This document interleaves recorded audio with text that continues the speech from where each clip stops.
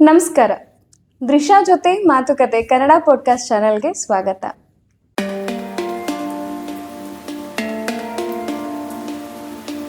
ನಮಸ್ಕಾರ.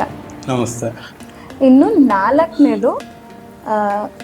ನಾಲ್ಕನೇ ದಿನ ದೇವಿಯ 4ನೇ ಅವತಾರ ಅಥವಾ 4ನೆಯ ರೂಪ ಕೂಷ್ಮಾಂಡ ಅನ್ನೋ ಒಂದು ರೂಪವನ್ನು ನಾವು ಆರಾಧಿಸ್ತೀವಿ. ಕುಷ್ಮಾಂಡ ಅಲ್ಲ, ಕುಷ್ಮಾಂಡ ದೇವಿ. ಕುಷ್ಮಾಂಡ ದೇವಿ. ಇದೇನಪ್ಪ ಅಂದ್ರೆ ತಾಯಿ ಪ್ರೆಗ್ನೆನ್ಸಿ ಇದು ಆ ಕೈಯಲ್ಲಿ ಒಂದು ಗಡಿಗೆ ಇರುತ್ತೆ. ನೀವು ನೋಡಿದ್ರೆ ಸೇಮ್ ಏನು ಚಂದ್ರಗಂಟ ಇರುತ್ತಲ್ಲ ಅದೇ ಇದು. ವ್ಯತ್ಯಾಸ ಏನಂದ್ರೆ ಕೈಯಲ್ಲಿ ಒಂದು ಗಡಿಗೆ ಇದೆ, ಅದು ಹನಿ ಪಾಟ್ ಅಂತ ಹೇಳ್ತಾರೆ, ಬಟ್ ಅದು ಗಡಿಗೆ. ಅದೇನು ಅಂತಂದ್ರೆ ಗರ್ಭವನ್ನ ಅದು ಇದ್ ಮಾಡುತ್ತೆ, ರೆಪ್ರೆಸೆಂಟ್ ಮಾಡುತ್ತೆ.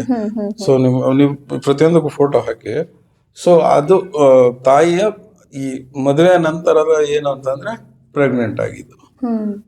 ಆಕ್ಚುಲಿ ಎಲ್ರಿಗೂ ಗೊತ್ತಿದೆ, ಪಾರ್ವತಿ ದೇವಿ ಮೇನ್ ಗೋಲೇನೆ ಶಕ್ತಿ ಪಾರ್ವತಿಯಾಗಿ ಹುಟ್ಟಿದ್ದೇನೆ ಈ ತಾರಕಾಸುರನ ಸಂಹಾರ ಆಗ್ಬೇಕು ಅಂತ.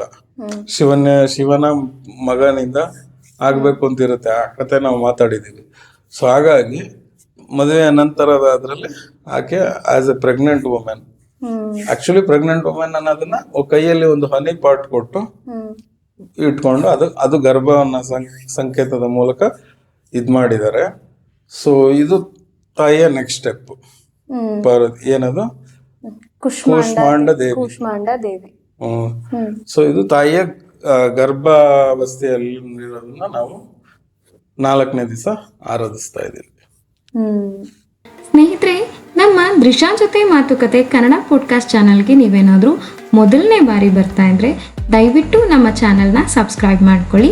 ಹಾಗೆಯೇ ಬೆಲ್ ಐಕಾನನ್ನು ಪ್ರೆಸ್ ಮಾಡಿ, ನಮ್ಮ ಎಲ್ಲ ನೋಟಿಫಿಕೇಷನ್ಗಳು ನಿಮಗೆ ಸಿಗುತ್ತೆ.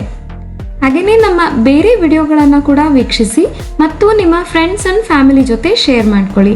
ಮತ್ತು ನಮ್ಮ ವಿಡಿಯೋ ನಿಮಗೆ ಇಷ್ಟ ಆಯಿತು ಅಂದರೆ ಲೈಕ್ ಕೊಡೋದನ್ನು ಮರಿಬೇಡಿ. ನಿಮ್ಮಲ್ಲೇನಾದರೂ ಕ್ವಶನ್ಸ್ ಇದ್ದರೆ ಅಥವಾ ಸಜೆಷನ್ಸ್ ಇದ್ದರೆ ದಯವಿಟ್ಟು ಕಾಮೆಂಟ್ ಬಾಕ್ಸ್ನಲ್ಲಿ ಮೆನ್ಷನ್ ಮಾಡಿ. ಇನ್ನೊಂದು ವಿಶೇಷ ಎಪಿಸೋಡ್ನಲ್ಲಿ ಮತ್ತೆ ಸಿಗೋಣ. ನಮಸ್ಕಾರ.